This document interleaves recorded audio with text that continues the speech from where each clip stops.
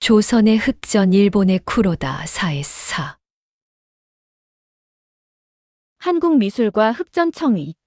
한국미술의 기술에서 맨 앞에 놓이는 일본인 화가의 이름이 있다. 일본 미술이 한국 양화의 기폭제가 되었으니 그 중에서도 영향력이 큰 화가의 이름이 거론되는 것은 당연할 것이다.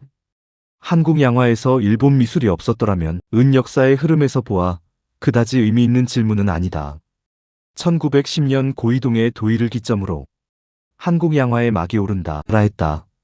고이동의 느스레에 의하면 무작정 동경행의 석고상을 처음 보고 예비과를 거쳐 동경미술학교에 들어가고 그러는 사이 세월이 흘러 졸업했고 한국 양화의 효시라는 명예와 멍해를 안는다.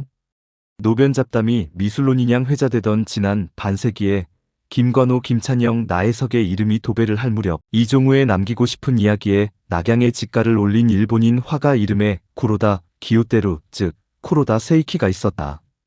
흑전청의 즉 구로다 기요테루 즉 쿠로다 세이키라고 부르는 사람마다 이름이 다르되 본명이 뭐든 많이 부르는 이름이 이름인데다가 얼굴은 하나이 돼 서너 개로 바뀌는 일본식 이름은 일본인의 단정함으로 단장한 뒤에 곧 단정하지 않은 얼굴로 바뀐다. 이후 외래어 표기에도 저축되는 기요테루라는 이름과 함께 국적불명, 검색란에라는 꼬랑 등의 혼돈을 거쳐 흑전청의는 한국인 화가들에게 불멸의 계보인양 회자되었다. 프랑스 인상파, 아류, 꼬랑, 쿠로다라는 전거불명의 자의적 분류는 프랑스, 일본, 조선의 계보인양 고착되었다. 미술에서 작품은 그나마 기록이라도 남겼다.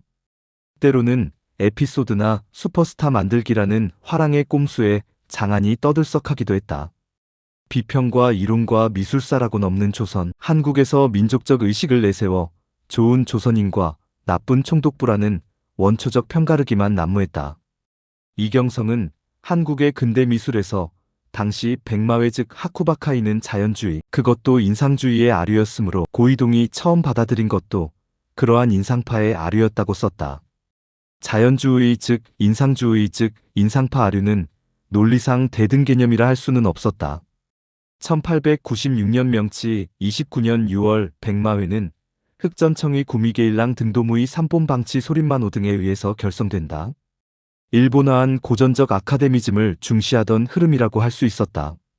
백마회는 프랑스에서 인상파가 활발히 움직이고 있을 때 사실표현 혹은 외곽묘사의 경향과 일본 취향의 감미로운 주정적 표현을 표방하고 있었다.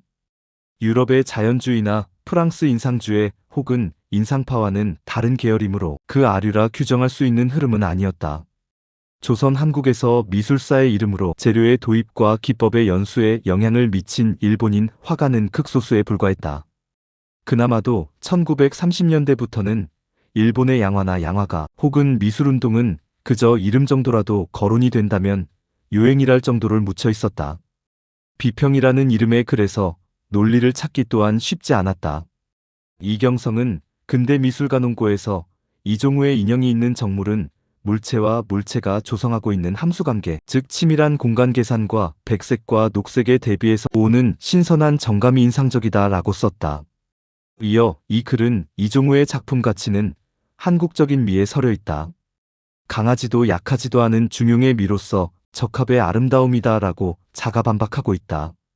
서구의 분석적 관점에서의 논리적 판단이나 미적 심미적 판단보다는 주정적 인상적 소견이라 볼 수 있었다. 그리고 김종태가 지적했듯이 이종우의 작품에서 한국미를 찾기는 쉽지 않아 보인다.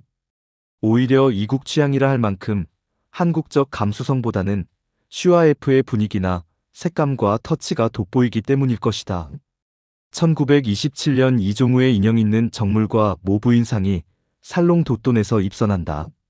조선인 화가가 일본 경유 프랑스 진출이라는 종래의 관행에서 벗어나 프랑스 본류로 직행한다는 기념비적 사건이라 했다. 조선 미술의 입장에서 본다면 국제전 진출이라는 획기적인 사건으로 보였다. 당시를 개관기수라는 자료들은 기초자료에 대한 수집 확인 고증을 거쳤다고 보기는 힘이 들었다.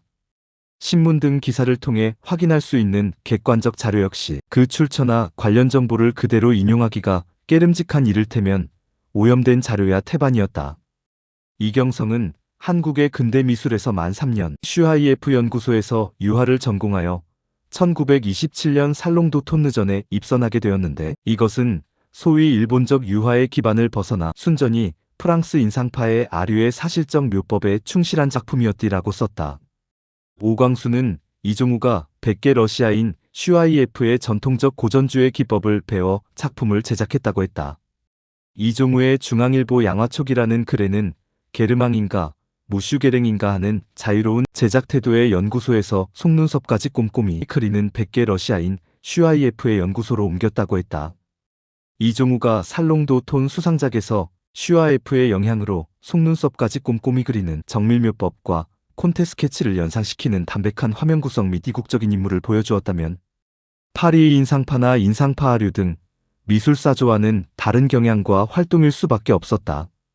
또 이경성은 근대 미술가논고에서 설초 이종우가 1학년 때 나가하라고 오타로에게 사사하고 그 후 고바야시 만고 등에게 배웠으나 정신적으로 깊은 감명을 받은 것은 루카다 사브로스케에서였다라고 썼다. 이어 이종우가 동경미술학교에서 미술을 공부했을 당시에 일본의 양화단은 일찍이 프랑스에서 그림을 공부한 루카다 사브로스케 등고란 개와 시카조고 헤이보쿠 즉 녹자평목의 로안스게라는 두 흐름이 공존하고 있었다고 했다. 외국인 이름을 쓸 때는 원어도 병기해야 한다거나 해주면 좋겠다도 아니었다. 고라는 라파엘 콜랭, 구로다는 흑전청이 등으로 원 이름을 유추하여 자료에서 검색될 수도 있지만 로안스는 표기도 언어도 검색 대조 확인이 난감한 어휘에 불과했다. 음독 훈독의 관습적 무작위적 호칭 가나 즉 가명 병기도 없는 한자 위주의 인명록, 중구난방의 난삽한 일본어 표기로는 국제적 소통은커녕 일본인들도 한 목소리를 내기 힘들다 보면 한국어로도 검색도 안 되는 한국인에 의한 외래어 표기야 무사말이요 한다. 다만 흑전청이가 콜랭을 찾았던 전철은 조선의 선구자들에게 서구미술의 조선화를 위한 금과 옥조였을 것이고 그것이 흑전청위의 거대한 영향력이라면 영향력이었을 것이다.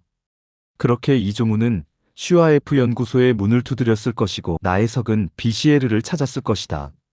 나혜석이 야수파 계열이라는 비시에르의 연구소에서 배웠다는 기록들에서 유추하건대 나혜석이 세계미술의 본류로 진입하려다는 야심적인 작가의식과 조선미술가의 사명감을 위해 비시에르의 연구소를 찾았다고 할 수는 없었다.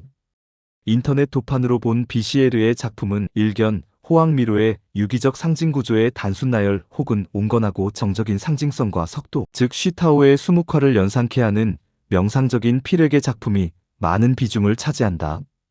그러므로 야수파의 강렬한 색채와 대담한 구도를 기대하긴 어려웠다. 일본화한 세계미술 역시 문화적 체질의 한계였을 것이다. 일본 양화초기를 풍미했던 흑전청이 등의 특세는 유화를 바탕으로 하는 프랑스 외광파의 인상기록 방법과 해부학적 대생을 빌어와 일본식의 정형을 수립하려던 일본 특유의 풍토에서 고착되어 있었기 때문이다. 그러나 습작 시기에 빈발하는 해부학적 오류와 명암법적 어눌함이 일본 양화에 그리고 흑전청위에 숨겨진 실체라면 이종우와 나혜석이 찾았던 파리 연구소는 구화 목적의 일본화가의 전철을 그대로 답습하되 파리 미술의 조선화에는 미치지 못한 과도기적인 것이라 할 수 있었다. 한국미술기록과 흑전청위. 그 불모의 한국미술 이론에서 고이동의 양반 취향은 이경성 이구열 오광수로 흘렀다. 치밀한 자료정리와 체계적인 논리화 작업이 한국미술기록에서 뒷전으로 밀쳐진들 그 태도와 자질을 탓하거나 트집 잡는 일이 없었다. 일러 행복한 무풍지대였다. 그렇게 한국 양화 초기에 고이동과 흑전청위의 애매한 계보가 만들어진다. 그리고 어느 누구도 그 사실에 의문을 제기한 일이 없었다. 가뜩이나 혐일의 난기류가 험악한 데다가 기초 자료조차 정비되지 않은 판국에 의문을 제기할 수도 없었을 것이다. 한국 양화의 전개를 짚어볼 수 있는 서너 권의 개론서가 고작인 한국미술계에서 그저 한국인의 한국인을 위한 한국미술만이 판을 친 이유와 배경은 자명했다. 세계미술, 일본미술, 한국미술을 관통하는 자질과 해안을 갖추기란 말처럼 쉬운 일은 아니었다. 흑전청위의 작품에는 후속 세대들과는 다른 해부학적 구조나 색채 조화가 지적될 수 있었다. 초창기 서구미술 도입기의 일본화 작업에서 그다지 중요하게 생각지 않았을 수도 있거나 혹은 무시되거나 경시된 조형적 오류는 때로 작품과 작가의 발목을 잡을 수도 있었다. 이를테면 흑전의 무기 즉 마이코는 해부학적 비례가 어색해 보인다. 상반신과 얼굴에 전력 투구한 듯한 그림의 초점을 비껴 그 나머지 부분을 보게 되면 긴 허리와 왜소한 둔부가 눈에 띌 수 있다. 마치 포토샵의 방사상흐림 효과를 보는 듯하다. 전축법 즉 라꾸르시는 이 그림에서 반영되지 못한 듯 보인다. 그래서 대퇴골 즉 넓적 다리뼈는 상대적으로 짧고 왜소해 보인다. 결과적으로 무기의 얼굴과 상반신을 부각시키기 위한 의도가 있다 하더라도 보는 시선을 오래 잡을 수 없어 보인다. 나아가 오른쪽 옆의 인물은 단순한, 그리하여 의미를 부여하기 쉽지 않은 캐릭터로서 그냥 자리를 차지할 따름이다. 그러한 느낌은 상대적인 크기와 해부학적 구조와 살붙음, 즉 모델링에서 어색하면서도 비판 금지의 사각지대에 밀려나 있는 것처럼 보이기 때문이기도 하다. 사진술이 기승을 부리기 전 화가에게 인체 비례의 과장 왜곡, 가공은 매너리즘의 이름 아래 관용 허용 상찬되기도 했다. 그러나 흑전의 무기는 회화적 질서를 위한 왜곡이라기보다 해부학적 비례의 결여 혹은 부주의로 비친다. 이러한 습작기의 오류라는 인상은 호반에서 증폭된다. 호반의 명랑하고 화사한 분위기와 눈부신 색채 효과는 종래의 침울한 화풍에 비해 맑고 밝은 색채의 구사로 젊은 화가들을 매료했을 수도 있었겠지만 흑백 스케치를 유화로 옮긴 듯한 설체법은 습작 과정이라는 한계를 노정하는 것처럼 보일 수도 있었다. 흑전 청위의 화풍이란 파리의 인상파와는 빙탄불상용이라 할 수 있었다. 그것은 구화 정책에 길든 일본 미술이 지향하는 것과 획일적 전체주의적 개성의 일본 화가들의 처신, 그리고 깊게는 일본 기질 혹은 미술 풍토가 다르기 때문이다. 흑전 청위는 콜렉 문화에서 배웠다고 되어 있다. 인상파의 주류와는 먼 화풍을 흑전 청위가 선택한 것은 파리 인상파의 아리로서의 일본 미술이 아니라 외광파를 받아들이되 배타적 일본 우월주의를 극대화하는 방편과 수단이라는 가정이 가능하다. 한국에서 흑전 청위와 콜랭의 관계는 고이동 이종우, 이경성, 이구열, 오광수에 이르기까지 단골 소재였다. 객관적인 자료들이 희소한 미술판에서 흑전 청위와 콜랭은 독점적인 위광암시로 착용했다. 그러나 그 자료의 근거나 표기에 이르기까지 많은 착오가 발견되었다. 라파엘, 꼬랑기우테루 등의 구전 자료들 외에 정확한 사실과 표기란 기대할 수 없는 이 나라의 유한 취미, 노변방담류의 수상들이나 횡행하는 한국 미술계에서 당연한 귀결이었을 것이다. 그러한 사이 조선 양화에서 흑전 청위의 영향력은 독점적으로 과대포장되었을 것이다. 한국인 화가들의 영향권을 파악하기 위해서 사리법이 대만 미술운동사에서 열거하는 당시 동경미술학교 강사들의 이름을 찾아야 할 정도로 황탄한 것이 조선 한국미술기록이었다. 결어 한국미술사에서 일본 미술관계 인사를 조우하는 것은 또 다른 의미에서의 연목구어라 할 만했다. 미술관계 글을 써왔던 소위 식자들의 기록에서 일본인들조차 이해하지 못하는 일본 화가의 이름이 수두룩할 때 일본 이름의 가나 표기를 기대할 입장은 아니었다. 사리법의 대만 미술사에서나 양화 초기의 상황을 짐작할 수밖에 없는 한국의 실상은 참담했다. 익스플로러 웨일 크롬에서 자료나 표기 등 상당 부분 만회가 되었다고는 하지만 한글 전용의 나태한 관행은 또 하나의 관문이었다. 일본은 구화라는 분명한 방향이 있었다. 그러나 1920년대 조선 화가들의 접근 방식은 미술이라는 대의에서 본 목적의식과는 거리가 있었다. 자의적인 의식이건 일본 풍조의 답습이건 향토색이라는 과제에 대한 태도는 당시 조선과 대만 등의 실천적 강령으로 만연하고 있었다. 일본 미술사에 등장하는 모방작은 작가적 개성이라는 관점에서는 환영할 만한 것이라 할 수는 없었다. 그것은 누구의 작품에서 영감을 받았다는 류의 모방조차 빈축을 사는 한국적 풍토에서 보면 모사 자체가 허용 혹은 상찬되는 일본 화단의 습작 태도와 관행은 이해가 힘들 수 있었다. 신도 천황 굴종적 전체주의 맹목적 우월의식이라는 관점으로 일본 미술 양화를 보는 시각이 있다. 하나의 통일된 목소리로 수렴할 수 있도록 길들여진 획일성도 간과할 수는 없는 문제점으로 지적될 만했다. 반면 조선에서 한국으로 이어지는 무정부주의적 반항과 반골의 양화, 즉 미술의 방향이라는 낭독 진단은 매우 다를 수밖에 없었다.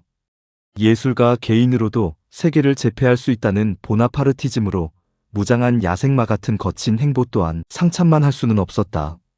그리하여 고인 웅덩이 같은 일본열도라는 속성에서 일본 미술의 진단이나 전망이 가능하다면 세계 미술의 당당한 한 흐름이라는 의식으로 자발적으로 집단개성을 표출하는 한국의 미술, 그 중에서도 양화는 세계 미술의 대강에서 살피지 않으면 안 될 만큼 뚜렷한 차이를 보이고 있다.